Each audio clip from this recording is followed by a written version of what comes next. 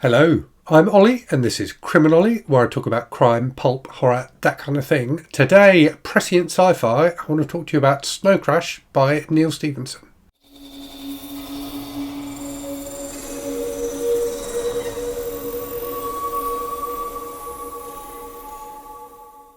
So Neal Stephenson is one of those authors I've been meaning to read for ages. And indeed, this book, Snow Crash, was part of my 50 books to read before I'm 50 project. The reason I picked this one rather than any of his other books is most of his books are huge, and many of them are part of series, and they're supposed to be incredibly complicated and detailed. They're supposed to be, very entertaining, but full of ideas and concepts and things like that. And I fancied something that was a little on the lighter side before tackling one of his more complex books. But Snow Crash definitely has a lot of complexity to it and a lot of fascinating ideas to it. And indeed, it's become a book that's been talked about quite recently because of one of those ideas. So it's the book that coined the term the Metaverse, which clearly has been co-opted recently by Mark Zuckerberg for his kind of vision of what the Meta-owned version of virtual reality will be like. So the Metaverse is a concept that we hear talked about all the time now. So fascinating to have read a book that's as old as Snow Crash, that came out in 1992, so over 30 years ago now, that predicted it. And the vision of the Metaverse that's presented in this book is one that it will be very familiar to anyone who's read or seen Ready Player One. So that kind of virtual world with people just wandering around, having avatars for themselves, so different skins and things like that, and interacting with each other in a virtual space as well as in the real world. So anyway, let's go back to the plot of the book. So it came out, as I say, in 1992. So only 8 years after William Gibson's book Neuromancer, which is the first book that was really about cyberspace and indeed I think kind of coined the term cyberspace. So this definitely feels like an evolution of some of the ideas in that book. There are a lot of themes and things like that in Neuromancer which come through in this as well, particularly the kind of influence of Asian culture and particularly Japanese culture on America. So that comes out in this book a lot in Snow Crash. In terms of the characters and the plot, so there's two main characters to it really. The main character, rather fantastically, is called Hero Protagonist, and he's like a hacker. So he's someone who has been a very successful programmer in the past. He's kind of fallen on hard times and makes a living by gathering information that he can sell to the highest bidder. So he's the main character, and then the other significant character is a teenage girl called YT, who is like a pizza delivery courier type person who ends up kind of working for the mafia, delivering stuff other than pizzas for them. And it's these two characters meet fairly early on in the story, and it becomes about the relationship between the two of them and this broader thing involving this drug called Snow Crash that they get involved in. And Snow Crash feels like something which is a kind of threat to the status quo, and Hero in particular is very keen to understand more about it. So that the plot of the book feels a lot like the plot of a kind of classic noirish thriller, really, albeit with this kind of sci-fi element rolled over the top of it. So there's a lot of running around, talking to different people, getting into fights and things like that. It feels like a Raymond Chandler book at sometimes, and I know that William Gibson was a big fan of Raymond Chandler, so I don't know if that has kind of rubbed off onto Neal Stephenson as well.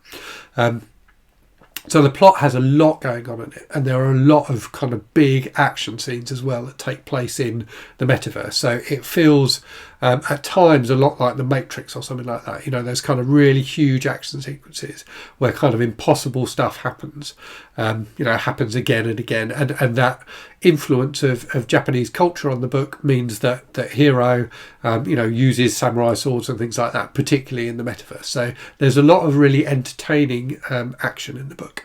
But what it's really about is ideas. So Stevenson's kind of sketching out of what this kind of virtual world might be is really fascinating.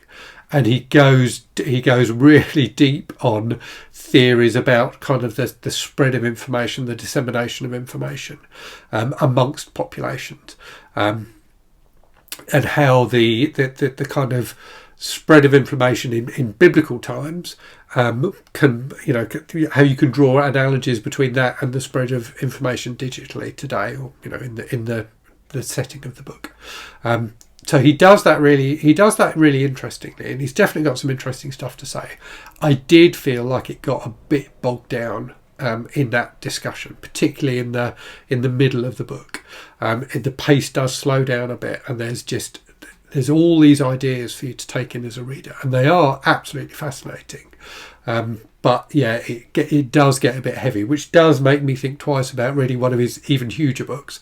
So this is not a short book; it's like 450 pages or something like that. But many of his books are over 1,000 pages, and I do worry that I would find them a bit too much. Any book really is about the intersection, I think, between the story, the characters, and the ideas and themes of the book. A good writer balances those things well. And as I said, I thought the plot of this, whilst it was somewhat derivative, is really, it's a really engaging plot. And the pacing, apart from that slowdown in the middle, the pacing is good as well.